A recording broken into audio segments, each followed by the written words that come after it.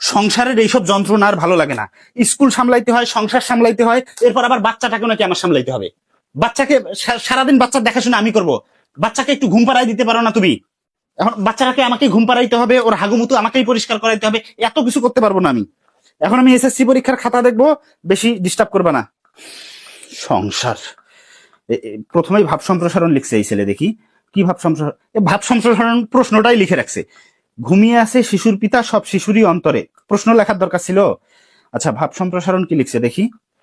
ঘুম মানব জীবনের জন্য অপরিহার্য একটা জিনিস, ঠিক আছে। প্রতিটা শিশু, শিশুর মাতা, শিশুর পিতা সবার জন্যই ঘুম অত্যন্ত অপরিহার্য। আরে ভাই, এই ভাব সম্প্রসারণের সঙ্গে এটার কি সম্পর্ক? এই গুলটুর মা, এই শোনো, রাগারাগি পরে হবে, দেখে যাও স্টুডেন্ট কি লিখছে। কি বোকা এখনকার স্টুডেন্টরা, পড়াশোনা তো করেই না। আচ্ছা, এরপরেরটা কি লিখছে, সাধারণত শিশুর মাতার চেয়ে শিশুর পিতারা বেশি ঘুমায়। গুলটুর মা, আসিও না, আসিও না।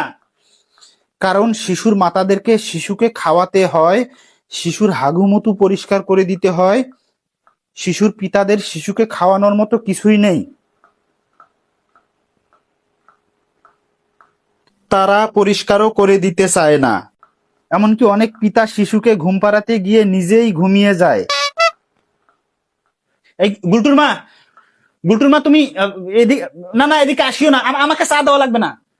না না, চা চা লাগবে না, তুমি যাও।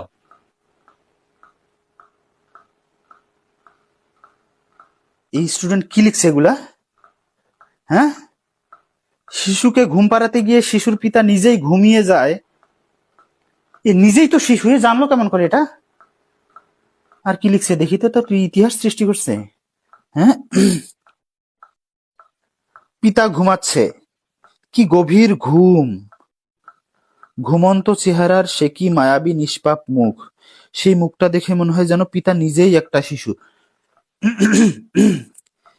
আজকালকার ছেলে মেয়ে তো আসলে কি লিখছে এগুলা। আর এদিকে শিশুও তার পিতাকে সবসময় ঘুমাতে দেখতে দেখতে তার অন্তরেও পিতার ঘুমন্ত চেহারার একটা ছবি আঁকা হয়ে যায়। সেই শিশুটি যখনই তার পিতার কথা ভাবে, তখনই তার অন্তরে ভেসে ওঠে এক নিষ্পাপ মায়াবী ঘুমন্ত পিতার ছবি। তাই কবি যথার্থই বলেছেন, ঘুমিয়ে আছে শিশুর পিতা সব শিশুরই অন্তরে।